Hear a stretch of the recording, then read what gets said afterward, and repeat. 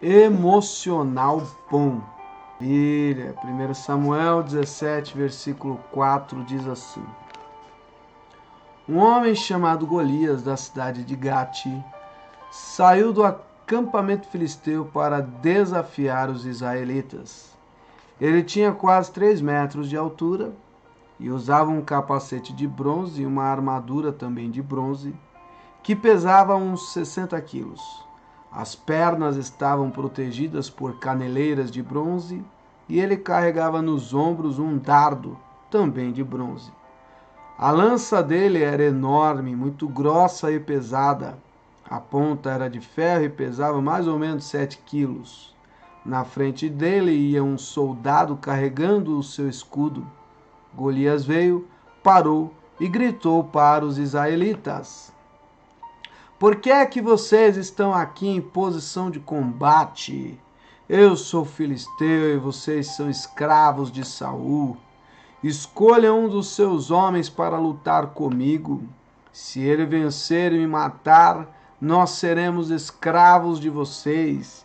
Mas se eu vencer e matá-lo, vocês serão nossos escravos. Eu desafio agora o exército israelita. Mandem alguém para lutar comigo. Quando Saul e os seus soldados ouviram isso, ficaram apavorados. Davi era filho de Jessé, do povoado de Efrata, que ficava perto de Belém de Judá. Jessé tinha 8 filhos. No tempo em que Saul era rei, Jessé já estava bem idoso. Seus 3 filhos mais velhos tinham ido com Saul para a guerra. O primeiro se chamava Eliabe, o segundo Abinadab e o terceiro Simeia. Davi era o filho mais novo. Enquanto seus 3 irmãos mais velhos ficavam com Saul, Davi ia ao acampamento de Saul e voltava a Belém para tomar conta das ovelhas de seu pai. Durante 40 dias, Golias desafiou os israelitas todas as manhãs e todas as tardes. Um dia, Jessé disse a Davi: Pegue 10 quilos de trigo torrado e estes 10 pães e vá depressa levar para os seus irmãos no acampamento. Leve também esses 10 queijos ao comandante, veja como seus irmãos estão passando e tragam uma prova de que você os ouviu e de que eles estão bem. Os seus irmãos, o rei Saul e todos os outros soldados israelitas estão no Vale do Carvalho lutando contra os filisteus. Na manhã seguinte, Davi se levantou cedo, deixou alguém encarregado das ovelhas, pegou os mantimentos e foi como José havia mandado. Ele chegou ao acampamento justamente na hora em que os israelitas, soltando o seu grito de guerra, estavam saindo a fim de se alinhar para a batalha. O exército dos filisteus e o exército dos israelitas tomaram posição de combate, um de frente para o outro. Davi deixou as coisas com o oficial encarregado da bagagem e correu para a frente de batalha. Chegou perto dos seus irmãos e perguntou se estava bem. Enquanto Davi estava falando com eles, Golias avançou e desafiou os israelitas, como já havia feito antes. Davi escutou. Quando os israelitas viram Golias, fugiram apavorados. Estamos habituados a ouvir sempre algumas perguntas sobre saúde. A mais comum é: e o colesterol, como vai? A resposta é dada com outra pergunta: o colesterol bom ou o colesterol ruim? Não só a saúde das pessoas serve para comentários, a vida emocional também. Vez por outra ouvimos: fulano está sempre para cima.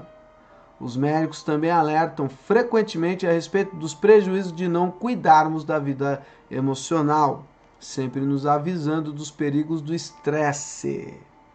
Gosto do texto bíblico lido hoje, agora aqui. Nele observamos como Davi lidava bem com as emoções. É elogiável a preocupação de Jessé, seu pai, com os filhos que estão na guerra. E também a preocupação com os demais soldados. Leve pão para os seus irmãos, queijo para o chefe da unidade. Veja como estão passando. E lá foi Davi deixando suas amadas ovelhinhas. Que mudança de ambiente! Gritos de guerra, correria, posicionamento, grande medo, desprezo pelos soldados de sua pátria, deboche do gigante, humilhação, fuga de israelitas apavorados. Davi pode ter pensado, mas como levar tais notícias ao meu pai? Não creio que tenha pensado assim. Procurou o responsável pelos suprimentos, entregou o que havia trazido e foi à procura dos irmãos. Perguntou se estava tudo bem, ficou conversando com eles, e o pavor dos soldados, e o medo dos soldados, e os gritos de guerra estava tão calmo que logo mais vamos ver que foi até criticado pelos irmãos. Ele gosta de violência, disseram, acusando-o. É nessa hora que vemos quem é de Deus. Nos evangelhos lemos sobre uma tormenta que apavorava os apóstolos num barco enquanto Cristo dormia. Os israelitas gritavam apavorados, Davi conversava. Embora exista a adrenalina para nos ajudar a mobilizar nossas forças, é a fé no Senhor que nos dá tranquilidade na crise. E Davi a tinha, e como tinha. As emoções podem ser mais fortes que você, mas Deus é maior que elas e o Senhor ama a você. Amém? Glória a Deus. Que maravilha, né? Palavra de Deus. Davi, jovem, sem experiência, mas tinha ali a graça de Deus. Nós sabemos que ele passava o dia cuidando das ovelhas do pai dele. Enquanto ele ficava atento, observando as ovelhas, ele ficava entoando louvores a Deus, né? Uma das maneiras mais eficientes de se encher do poder do Espírito Santo é louvando a Deus, né? Aprendendo o hino. Tem pessoas que falam assim, minha cabeça é ruim, eu não consigo aprender. Não, lógico, ouvir uma vez não aprende o louvor, né?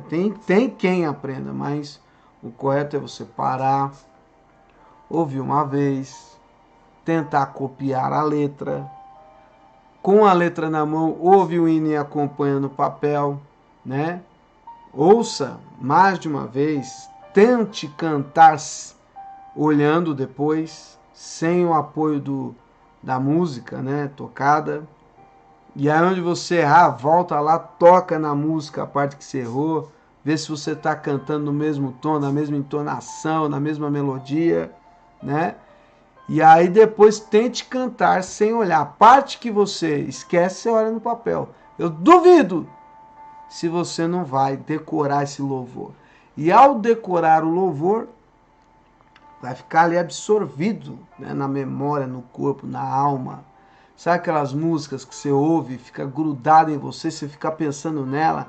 Quando você está trabalhando, você assobia ela, você cantarola ela, você bate pensando nela. E é aí que está o milagre, né?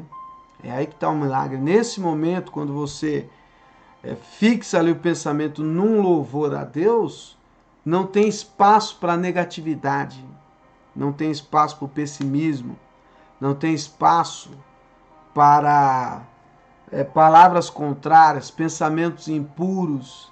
Amém? Então fica aí a dica e que o Espírito de Deus trabalhe no meu, no teu coração e que nós voltemos à prática das primeiras obras e venhamos aprender mais louvores, né? Mais uma dica, e a última nessa primeira parte da oração, né? Decorar salmos. O salmo é um louvor. Decore os salmos, né? Decore o salmo primeiro, os salmos curtinhos. Tem salmo com dois versículos, tem salmo com 5. Decore e fique ali entoando ele, reproduzindo ele, e você vai ver que Deus é Deus, o resto é Baal, e Deus é maior na nossa vida.